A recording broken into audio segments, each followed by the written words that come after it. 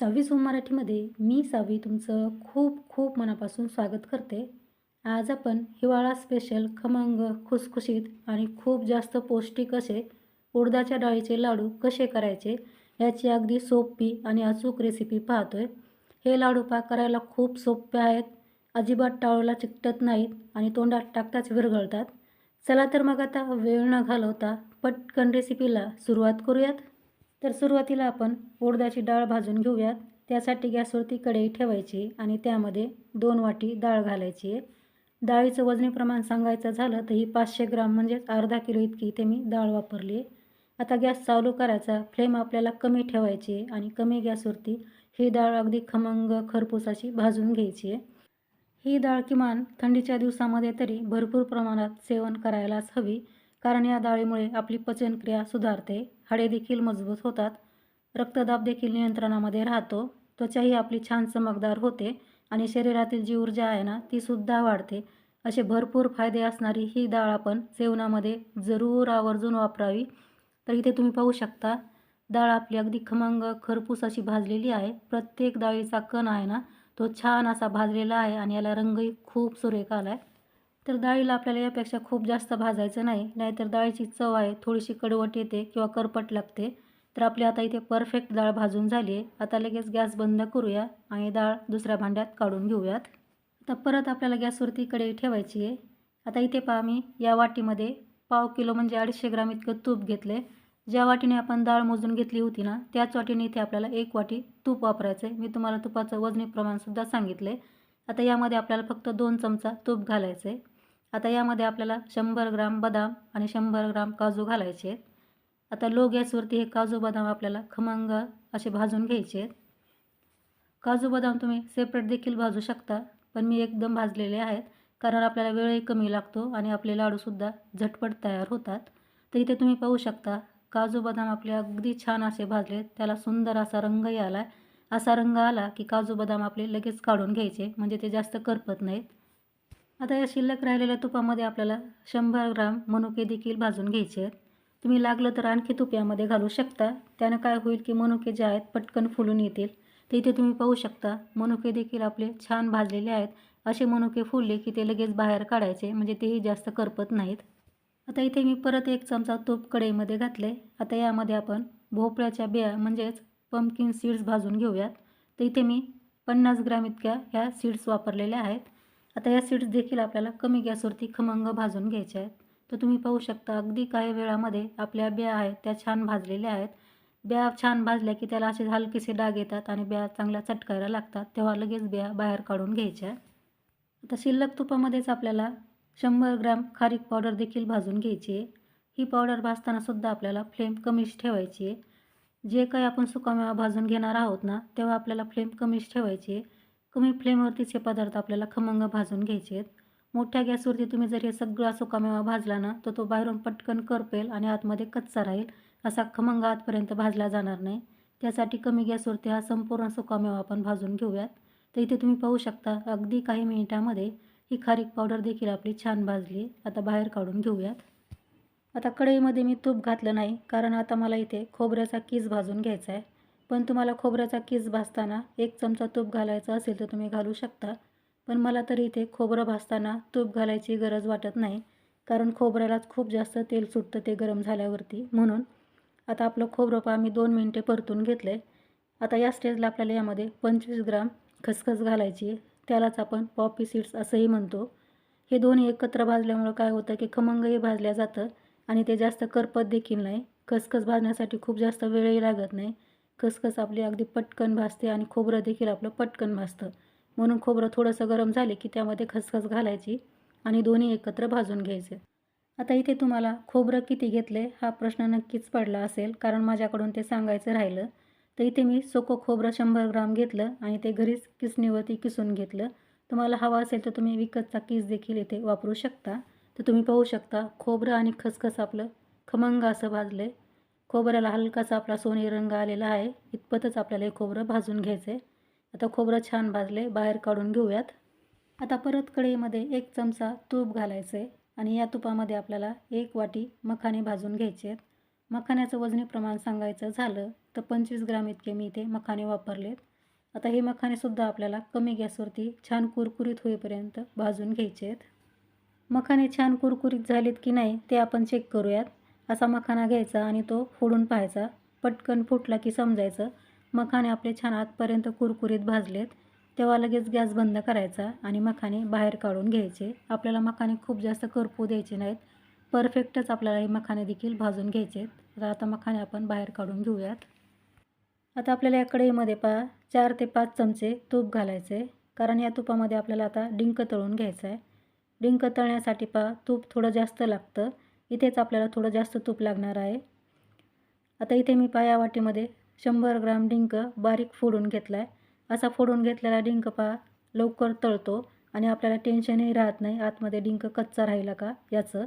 तर आता आपल्याला कमी गॅसवरती हा डिंक छान फुलवून घ्यायचा आहे. तर इथे तुम्ही पाहू शकता डिंक आपला खूप छान फुललेला आहे. आता बाहेर काढून घेऊयात. आता परत आपल्याला या तुपामध्ये असा थोडासा डिंक घालायचा आहे आणि हा देखील छान तळून घ्यायचा आहे. असा थोडा थोडा डिंक घातल्यामुळं काय होतं की तो छान फुलतो, आतमध्ये कच्चा राहत नाही आणि पटकन तळल्याही जातो. तर पाहू शकता हा देखील डिंक आपला छान फुललेला आहे. बाहेर काढून घेऊया. आता राहिलेला सर्व डिंक आहे तो मी याच पद्धतीने तळून घेते. तळलेला सुकामेवा अशा प्रकारे मी या ताटामध्ये काढून घेतला आहे आणि हा थंड करायला ठेवला आहे. आपला डिंक देखील खूप गरम आहे, तर डिंकसुद्धा आपल्याला थोडासा थंड होऊ द्यायचा आहे आणि मगच तो बारीक करायचा आहे. सुकामेवा थंड होत आहे तोपर्यंत आपण उडदाची डाळ दळून घेऊयात. डाळ आपल्याला पूर्णपणे थंड झाल्यावरतीच दळून घ्यायची आहे. तर मिक्सरच्या भांड्यामध्ये डाळ घालायची, याला झाकण लावायचं आणि मिक्सरला डाळ छान बारीक दळून घ्यायची आहे. तर तुम्ही पाहू शकता डाळ मी अगदी छान अशी दळून घेतली आहे. डाळीचं टेक्स्चर मी तुम्हाला दाखवते, म्हणजे पिठाचं टेक्स्चर मी तुम्हाला दाखवते. अशा प्रकारे आपल्याला ही डाळ दळून घ्यायची. खूप जास्त बारीकही मैद्याप्रमाणे याचं पीठ करायचं नाही. पीठ असं हातावरती घेतल्यानंतर थोडंसं चरचर लागलं पाहिजे किंचित असं, म्हणजे थोडं दाणेदार लागायला हवं, म्हणजे आपले लाडूसुद्धा टाळूला चिकटत नाहीत, अगदी छान खुसखुशीत होतात. आता पिठाला चाळून घ्यायची गरज नाही, फक्त पीठ आपण दुसऱ्या भांड्यात काढून घेऊयात. आता त्याच भांड्यामध्ये आपल्याला मखाणे देखील दळून घ्यायचे आहेत. मखाणे आपल्याला खूप जास्त बारीक दळायचे नाही, असे थोडेसे जाडसरच ठेवायचे आहेत, म्हणजे ते खायला छान लागतात. आता आपण दळून घेऊयात काजू आणि बदाम. हे काजू बदामसुद्धा आपल्याला खूप जास्त बारीक करायचे नाही, थोडेसे जाडच दळून घ्यायचे आहेत, म्हणजे लाडूमध्ये ते खाताना आणखी छान क्रंची लागतात. आता हा बाकीचा सुकामेवा मी दळणार नाही, हा असाच वापरणार आहे. आता आपण डिंक बारीक करून घेऊयात. डिंक तुम्हाला मिक्सरला बारीक करायचा नसेल तर तुम्ही वाटीनेसुद्धा डिंक बारीक करून घेऊ शकता, पण मी थोडासा मिक्सरला लावून घेते म्हणजे तो पटकन बारीक होईल म्हणून. तर डिंकसुद्धा मी खूप जास्त बारीक केला नाही, थोडासा असा मोठा मोठा ठेवला आहे, म्हणजे लाडूमध्ये जेव्हा आपण हा डिंक खातो ना तेव्हा छान क्रंची लागतो. तर आजचे लाडू बनवताना यामध्ये मी गूळ किंवा साखर दोन्ही वापरणार नाही. लाडूचा पौष्टिकपणा टिकवून ठेवण्यासाठी आज मी लाडू बनवताना खडीसाखर वापरणार आहे. तर इथे मी 200 ग्राम खडीसाखर घेतलेली आहे. तुम्हाला थोडं जास्त गोड आवडत असेल तर तुम्ही 250 ग्राम देखील खडीसाखर घेऊ शकता. पण अर्धा किलो डाळीसाठी 200 ग्राम खडीसाखर हे अगदी परफेक्ट प्रमाण होतं. तुम्हाला जर खडीसाखर वापरायची नसेल तर तुम्ही इथे रेग्युलर साखरसुद्धा वापरू शकता किंवा रेग्युलर साखरेच्या ऐवजी गूळसुद्धा या प्रमाणामध्ये वापरू शकता. आता मिक्सरच्या भांड्यामध्ये आपण ही साखर घालून मिक्सरला बारीक दळून घेऊयात. तर इथे तुम्ही पाहू शकता खडीसाखर मी मिक्सरला छान बारीक अशी दळून घेतली. अगदी रेग्युलर साखर असते ना त्याप्रमाणेच ही साखर पटकन दळल्या जाते. छान आपली पावडर तयार झाली आहे. आता याला आपण थोड्या वेळ असंच साईडला ठेवून देऊया आणि लगेच पुढची कृती पाहूयात. आता तेच मी मिक्सरचं भांडं घेतलं आहे. आता यामध्ये आपल्याला थोडंसं जायफळ, सुंठ आणि 5 ते 6 विलायची बारीक करून घ्यायची आहे. विलायची मी थोडीशी गरम करून घेतली आणि सालासहित वापरते, म्हणजे ती मिक्सरला छान बारीक होईल. इथे तुम्ही पाहू शकता सुंठ, जायफळ आणि विलायचीची छान अशी पावडर तयार झाली. झाकण काढलं की मस्त असा फ्लेवर किंवा सुगंध किचनमध्ये पसरला आहे. आता याला परत आपल्याला झाकण लावून ठेवायचं आहे, म्हणजे याचा फ्लेवर किंवा सुगंध कमी व्हायला नको. आता आपल्याला परत गॅसवरती कढई ठेवायची आणि त्यामध्ये शिल्लक राहिलेलं अर्धं तूप घालायचं आहे. अर्ध्या तुपाचा वापर आपण नंतर करूयात. आता दळून ठेवलेलं डाळीचं पीठ आपल्याला यामध्ये टाकून घ्यायचं आहे. आता गॅसची फ्लेम अगदी कमी ठेवायची, म्हणजे लो ठेवायची आणि लो गॅसवरती आपल्याला हे पीठ 3 ते 4 मिनिटे या तुपामध्ये छान भाजून घ्यायचं आहे. आता तुम्हाला इथे वाटत असेल की डाळ तर अगोदर आपण भाजून घेतली होती, मग परत पीठ का भाजायचं? आपण डाळ अगदी खमंग भाजली होती, पण पीठ केल्यानंतर जर डाळीमध्ये कच्चेपणा राहिला असेल तर परत आपल्याला असं पीठ भाजून घ्यायचं आहे. म्हणजे काय होतं की पीठही छान भाजलं जातं आणि पीठ अगदी छान दाणेदारसुद्धा तयार होतं आपण डबल भाजल्यामुळे. त्यासाठी छोटीशी प्रोसेस आपल्याला परत करायची आहे. तर इथे तुम्ही पाहू शकता पीठ आणि तूप आपलं छान एकजीव झालेलं आहे आणि मस्त हे पीठ पहा असं छान दाणेदारसुद्धा तयार झाले. आता आपल्याला काय करायचं आहे की जे शिल्लक राहिलेलं तूप होतं ना ते या स्टेजला यामध्ये टाकून द्यायचं आहे. तर इथे आपल्याला टोटल पाव किलो म्हणजे 250 ग्राम तूप लागलेलं आहे. यापेक्षा जास्त तूप आपल्याला इथे लागत नाही. जे काही मी तुम्हाला आज व्हिडिओमध्ये प्रमाण दाखवलं ना ते अगदी परफेक्ट होतं, ना कमी ना जास्त. आणि हे लाडूसुद्धा खूपच अप्रतिम लागतात. तुम्ही एकदा नक्की ट्राय करून पहा. आता हे पीठ आपल्याला परत लो गॅसवरती अगदी 2 ते 3 मिनिटे परतून घ्यायचं किंवा भाजून घ्यायचं आहे. तर पीठ भाजता भाजता मला इथे 2 ते 3 मिनिटे झालेत आणि तुम्ही पाहू शकता पिठाचं टेक्स्चर काय कमाल असं आलेलं आहे. छान दाणेदार आणि जाळीदार आपलं हे पीठ तयार झालं आहे. अगदी कंदी पेढ्यासाठी आपण मिश्रण तयार करतो ना खव्याचं, त्याचप्रमाणे आपलं हे मिश्रण तयार झालेलं आहे. असं पीठ झालं की आपल्याला लगेच गॅस बंद करायचा आहे आणि हे तयार मिश्रण एका ताटामध्ये काढून घ्यायचं आहे. हे पीठ भाजल्यानंतर पहा किचनमध्ये छान हलकासा असा सुगंध पसरतो, तेव्हा समजायचं पीठ आपलं छान भाजलं आहे. पीठ जास्तही आपल्याला करपू द्यायचं नाही. आता पिठाला थोडंसं असं पसरवून घेऊयात जेणेकरून यातली वाफ आहे ती बाहेर निघून जाईल. आता लगेच आपल्याला यामध्ये आपण तळून घेतलेला आणि बारीक केलेला सुकामेवा ॲड करायचा आहे. खोबरं आपण मिक्सरला बारीक केलं नव्हतं ते अशा प्रकारे आपल्याला हाताने थोडंसं कुस्करून घ्यायचं आहे. खूप जास्तही बारीक करायचं नाही. असं थोडंसं दाबलं की लगेच त्याचा भुगा होतो, कारण आपण हे खमंग भाजून घेतलं आहे. यामध्ये आपण पंपकिन सीड्ससुद्धा मिक्सरला फिरवून घेतले नाही, कारण मला अख्ख्याच यामध्ये पंपकिन सीड्स खायला आवडतात म्हणून मी अशाच ठेवल्या. तुम्हाला जर बारीक करायचे असतील तर तुम्ही बारीक देखील करू शकता. आता हे सर्व जिन्नस आपण या मिश्रणामध्ये टाकून घेऊयात. तर मैत्रिणींनो, रेसिपी तुम्ही इथपर्यंत पाहत आलाय म्हणजे रेसिपी तुम्हाला आवडते असं मी गृहीत धरते. रेसिपी तुम्हाला आवडत असेल तर प्लीज रेसिपीला लाईक शेअर करा. चॅनलवरती तुम्ही पहिल्यांदाच आला असाल तर चॅनलला सबस्क्राईब करायला देखील विसरू नका. आता मी यामध्ये बारीक केलेला डिंक देखील टाकून घेतला आहे. आता आपण बारीक केलेली खडीसाखर यामध्ये टाकून घेऊयात.